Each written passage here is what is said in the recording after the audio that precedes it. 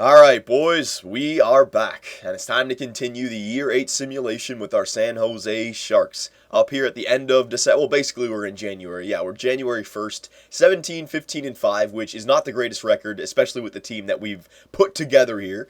But we still have a young team, especially with our first liners, Walton and McFarland. You know, you got to expect some growing pains with them.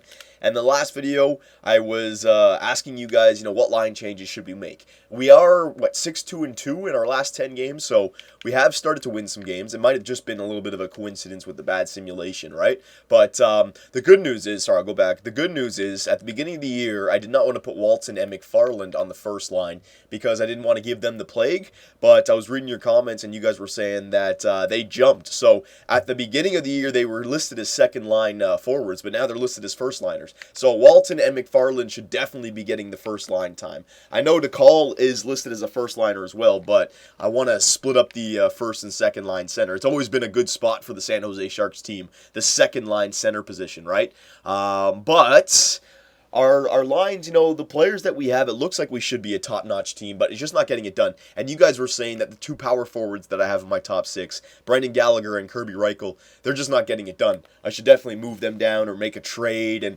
you know what? I just don't understand why they don't get it done, because I don't buy that they're power forwards. I've seen power forwards do well before. I mean, look, he's got 53 points last season, 52 points the year before that. He's been a 20-goal scorer. It's just this year, for some reason, he's having a bad year. So, if Gallagher was worth more than he is, I would definitely think about trading him. But he's only like $3.5 million for like another 2 years. So I'm gonna hold on to him as a depth player until there's like 1 year left on his deal for sure. All right, but we can definitely move him down. And this is what I was thinking about. Say we go Gallagher and Kirby Reichel on the third line, stack up that third line as a power forward line, right? And then we'll move the sniper, because Joffrey Lupul's our leading goal scorer right now. I'll just show you his stats.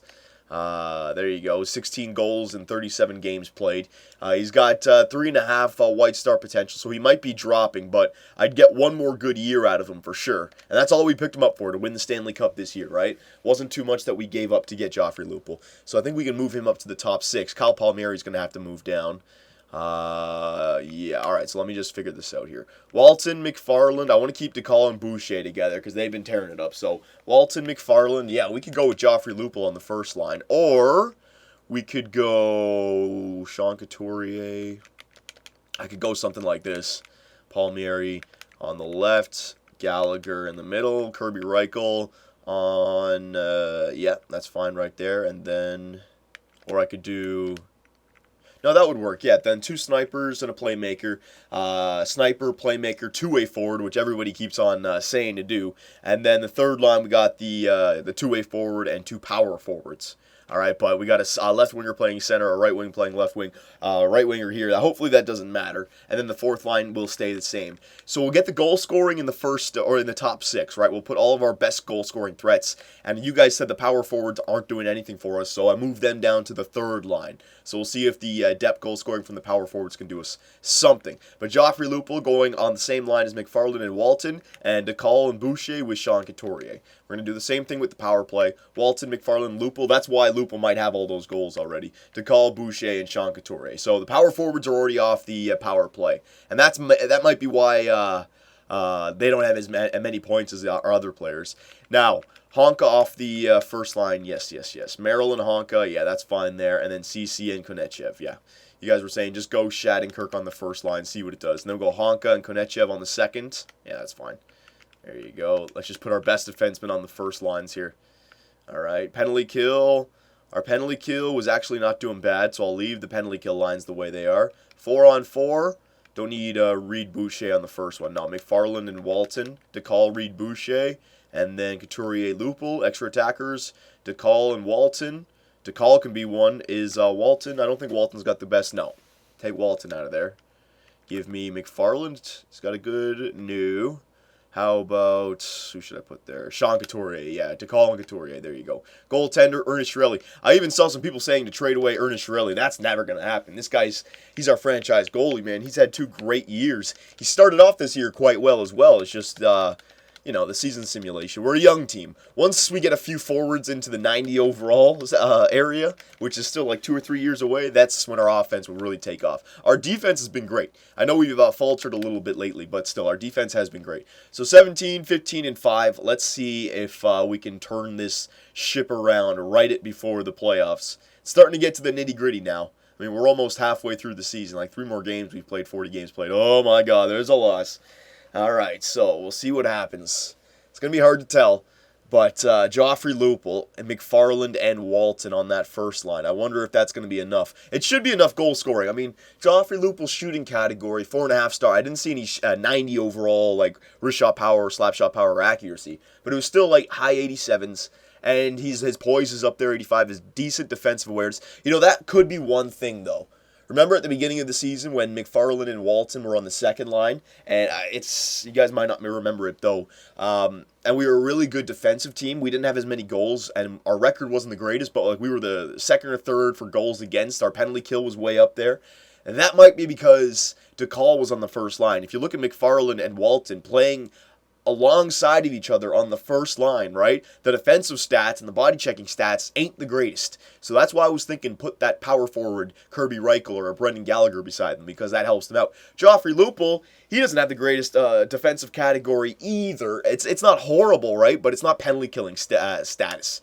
He's just a sniper. He's just an offensive player. That's why I got him for the third line. So, I don't know. It's kind of weird with the line sometimes in this game. It seems like you just have to stack offense in the top 6. But, yeah, I mean, we're winning some games. I don't want to jinx us, so let's just keep on going here. We'll go to the All-Star break, and we'll take a quick look at our statistics here. Jonathan Toews' Calgary Flames not doing too good. So it seems like since I made those changes, or it could just be coincidence that our team started to come around at this time. Who knows? You guys can comment away. But the good news is that we're 25, 16, and 5. 4 games above 500 if you add in the overtime losses. So this is more like it. And Joffrey Lupul, what a trade this guy was. I mean, he's our leading goal scorer, 20 goals. How much did we give up for him? Basically nothing. Like Papin, Carrier in a second or something like that.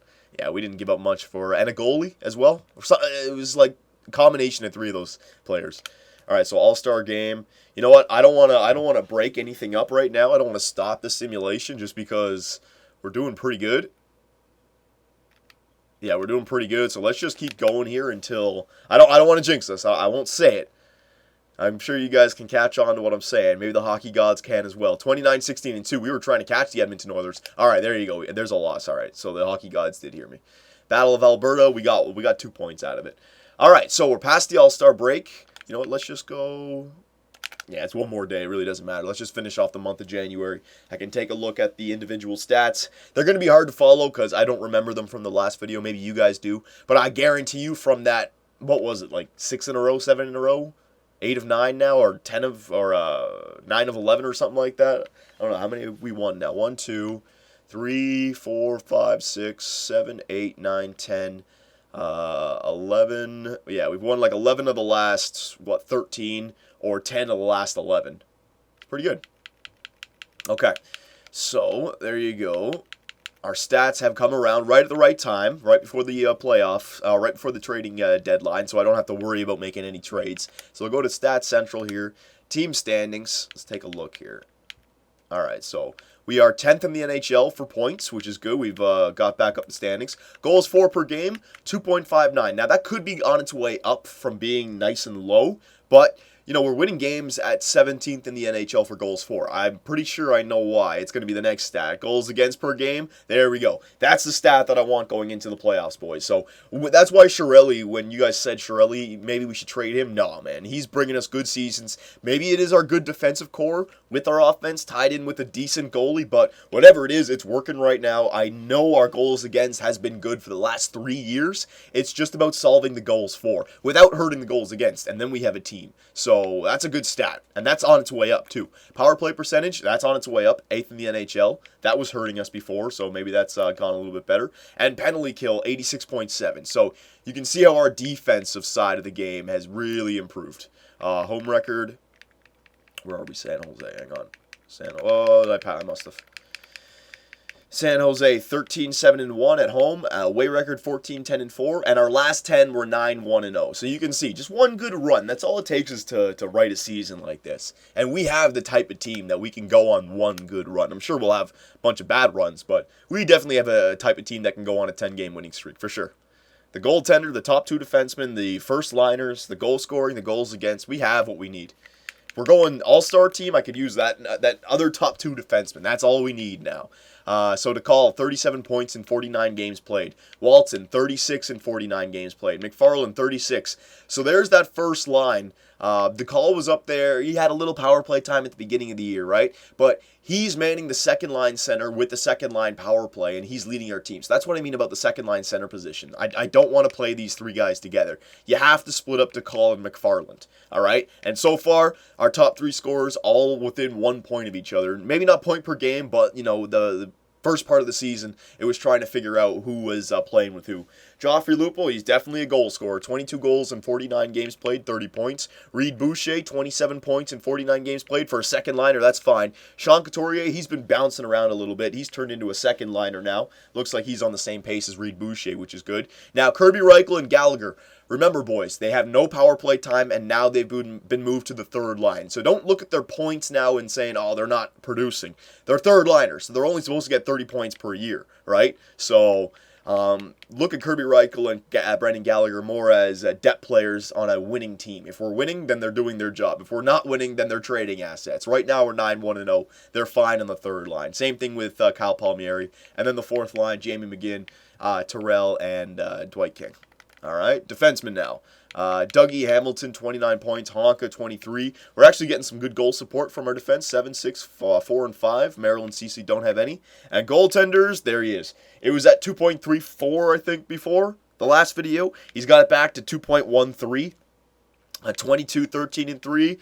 Save percentage above 93, 93.21, and 3 shutouts. Ernest Chiarelli's not going anywhere, boys. This is his third year now. He's playing good for us, all right? So he's not going anywhere. Now, I'm tempted to go, especially if we keep winning games, I'm tempted to finish off the regular season in this video. It may not happen because if we start to lose games, I might have to use the trade deadline where I want you guys to get involved. But just in case we're going far, let me just save it. Hang on 1 second here. All right, that's much better. Just peace of mind. Now I don't have to worry about maybe losing that. So here we go. We're at the beginning of January. Let's keep the lines the exact same way that they are. It's working for us. Let's go to the trade deadline, and we will look at our options and see what we can do here. What's going on? Simulate to this day. There you go. All right, so we're 9-1-0 in our last 10 games. Let's see if we can continue this. We may have found the perfect combination with the players that we have, you know?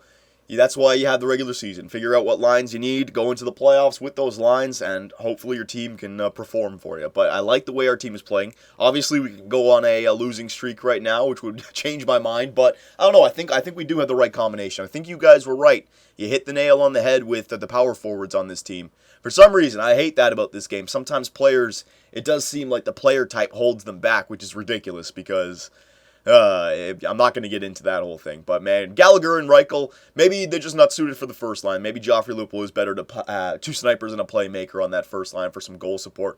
But you know what I'm talking about, right? When you look at Walton and McFarland's defensive stats, they're all like below or just hovering around 80 in that whole defensive category. Shot blocking, defensive awareness, stick checking. So I just thought for the first line, you'd want some good defensive players out there. So, have those two guys, then put Brendan Gallagher, who's got decent offensive stats, but he's got really good defensive stats, put him alongside.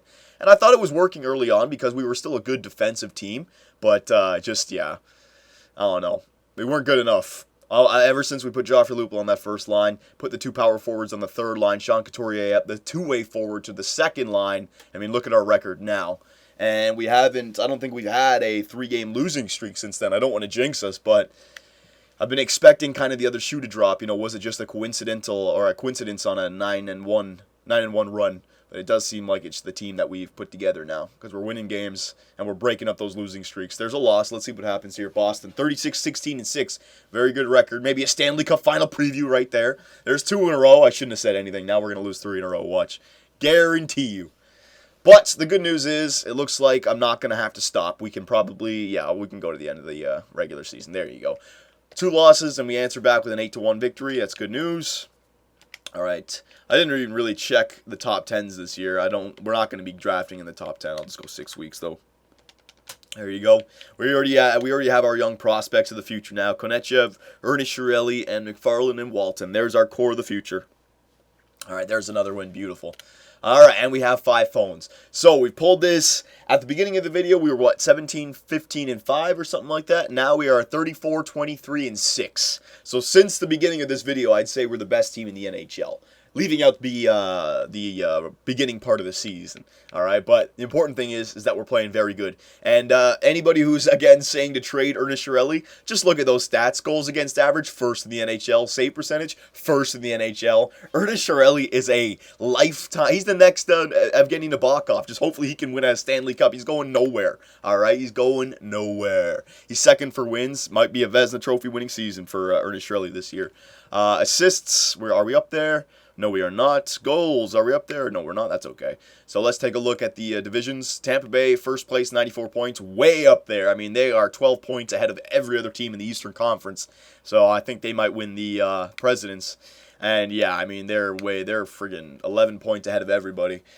We have 74 points, and it looks like we're clearly in a playoff spot. The Central Division, we have the wild card tied up, basically. I mean, they have a lot of teams around 70 points. Now, we could still not make the playoffs technically if we start to lose games, but I have faith in Ernest Shirelli, our defensive core, and I think we're good enough offensively with that defensive core that we can win enough games to make the playoffs here. All right, we have 70 points. I'd say we need 25 points to make it into the playoffs for sure. All right, so what is that, like 12 wins? Basically 12 wins? Yeah, that'll get you to 94 points. So 12 wins in the remaining, let's see, 3, 6... 10, 14, 17, yeah, all right. So 19 games, we need to win 12 of them. I think you could probably get in with less than 94 points, maybe this year, the way it's shaping up, but still, we want to take control of our own destiny. So no excuses. We're going to go right through the trade deadline. I don't even need to look at it. I like the way our team is playing right now. Let's just keep a good thing going.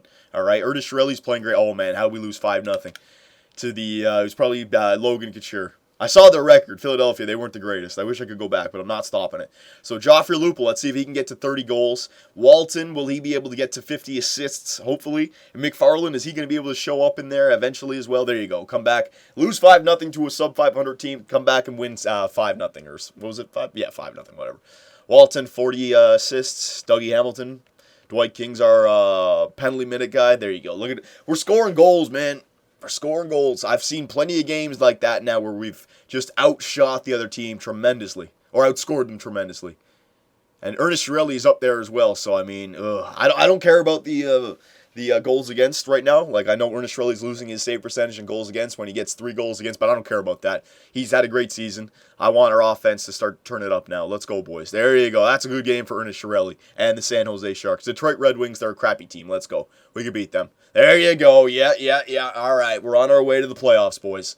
There was a little bit of a stumble at the beginning of the year, getting these young rookies on track, trying to get the chemistry going. We do have a new look team, and also trying to find the next leader for the San Jose Sharks. We still have yet to name the next captain. I have not named the next captain. That's where you guys come in, but you guys know how I like to name the new captains. They've got to produce in the playoffs. DeCall, I think, is the leading guy as a forward. Obviously, defenseman Kevin Shattenkirk. He's been here for a long time now. But Gallagher as well, he's turned himself into a known player here in San Jose. But we got to decide who the captain is, especially going into the playoffs. Last year was Logan. We need somebody to lead us into the playoffs. I'm not going to decide right now. That'll be something for the end of the video. When I show you guys all the stats, we'll do the whole regular season wrap-up. Oh, yeah, we can definitely finish. All right, we're definitely in the playoffs. There you go. I mean, this is what I'm talking about, boys. Ever since I made these line changes, I think we found the perfect combinations for the players that we have. Joffrey Lupul is tearing it up on that first line. Don't worry about the defense. Oh, yeah, maybe it's the rest of our team can play good defensively. The goals that go in on the first line, sure, but they get enough goals as well to counter it. There you go. Joffrey Lupul looks like he's going to get 30 goals. Walton made it to 50 assists. Yeah, moving up Joffrey Lupul to that first line definitely worked out. So that's good to know for the future then. If we're going to have Walton and McFarland, then screw having a right-wing power forward. Maybe a two-way forward might work, but a sniper definitely works. 2 snipers on the first line with a playmaker. Seems to be a nice combination. All right, so 46, 26, and 7. Very good. You know what? Let's stop the simulation here. Let's just take a look at the standings, see what we can do. Yeah, we already lost the game, so we have 2 more games remaining. Let's see here. All right, the Edmonton Oilers have 105 points, Minnesota 107, so we're not getting first in the Western Conference. We may be able to tie the Edmonton Oilers. I don't know if we would pass them. They still have probably a few games in hand anyways. So, yeah, we're already in the playoffs, which is the important thing. See what I mean about the Central Division? If we would have just had 90-something points, we would have taken the wild card from there anyways. So, yeah, we're in the playoffs. Good news, we're in the playoffs. The bad stump at the beginning of the year did not falter the hardened San Jose Sharks. We have enough veterans on this team that we can get it done. And our goaltender, Ernest Chiarelli, what a year. Is he going to get a 40-win year? 40-win year? Yes, he did. Ernest Chiarelli. I think that's his first 40-win year right there. And we're going into the playoffs. Oh, we lost 2 games right there. That's okay. All right, what a season.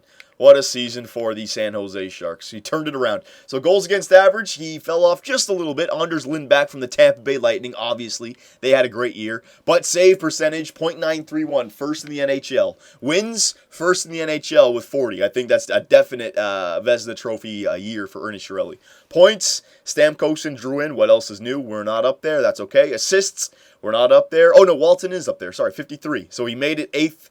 In the NHL in assists in his first year with the San Jose Sharks. Very good. And goals, Joffrey Lupul is, I'd say he's top 15. All right, so pretty good year. We got the depth goal scoring, and we're good defensively.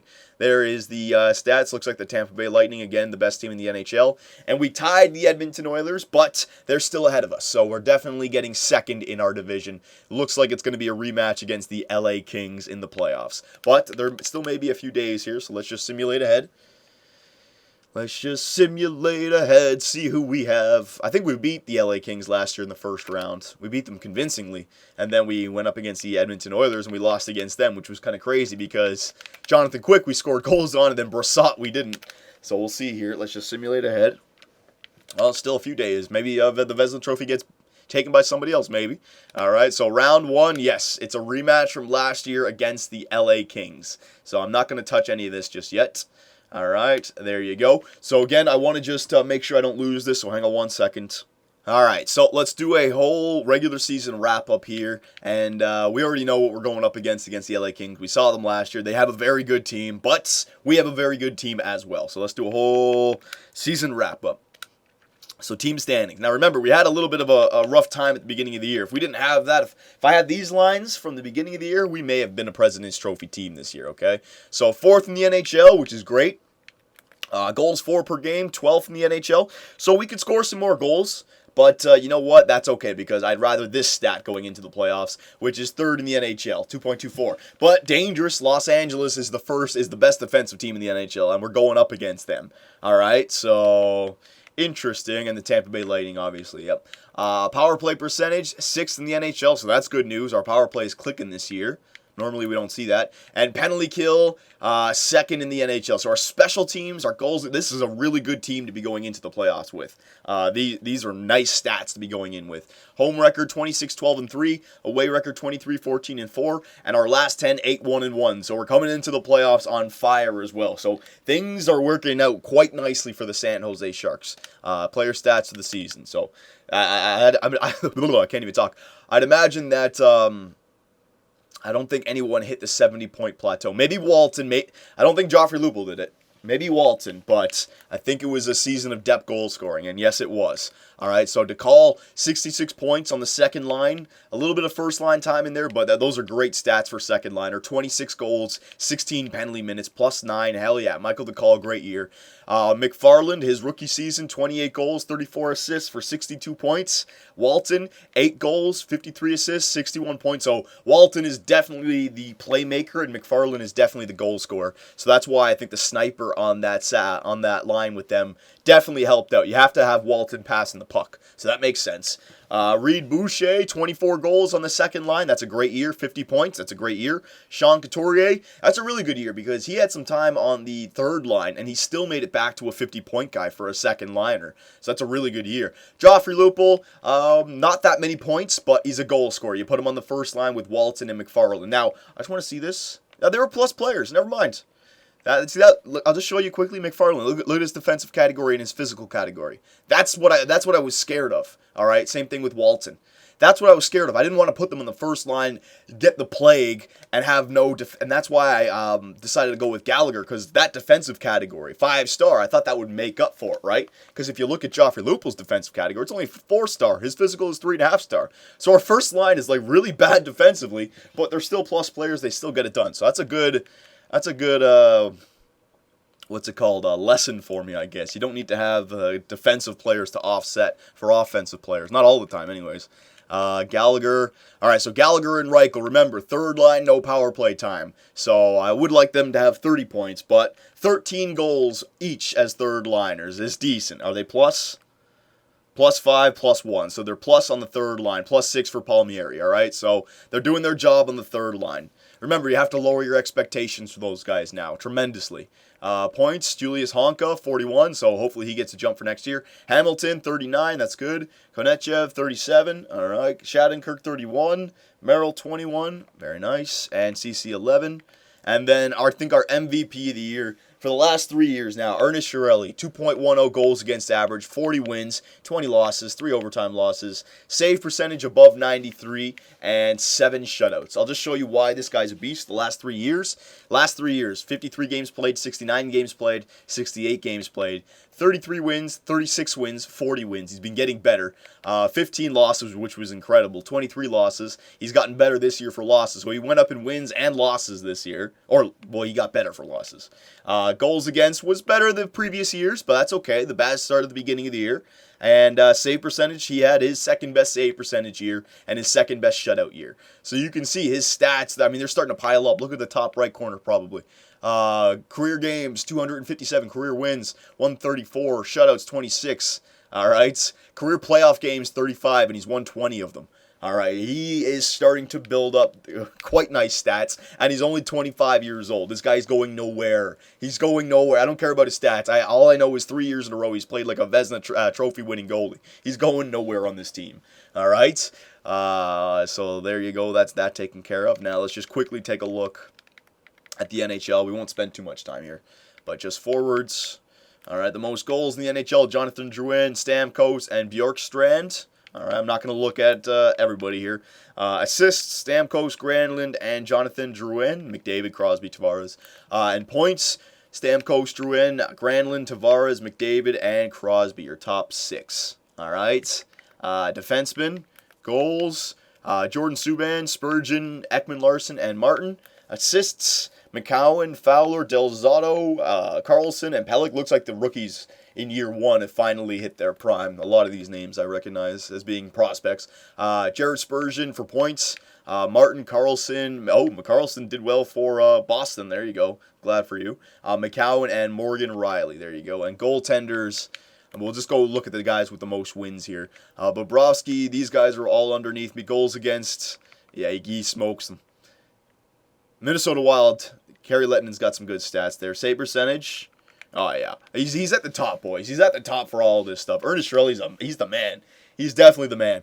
All right, so there you go, boys. There is the Year 8 season. It went pretty well. There's the playoff tree. Edmonton versus Vancouver. San Jose versus LA. Minnesota versus Nashville. Colorado versus Dallas. Tampa Bay versus Toronto. Boston versus Buffalo. Columbus versus Montreal. And the Islanders versus New York. So this is the year I want to win that Stanley Cup. No ifs, ands, or buts. We're still a team that will be good in the future, but certain players, Joffrey Lupul, Kevin Shattenkirk, Gallagher, and Reichel, who have now lost their top 6 time on this team. So how much longer are they going to stay on our roster, right? So this is a year that we can definitely win the Stanley Cup, and our team is not going to look the same next year, okay? So 4th in the NHL, we can do it this year, and especially coming into the playoffs the way we are, good defensively on 8-1-1 run, hell yeah, we can do something. So if you guys have any suggestions, let me know, but I think this is the best chance the San Jose Sharks have had in the last 8 years to win the Stanley Cup. So let me know, boys, and I'll see you in the next one.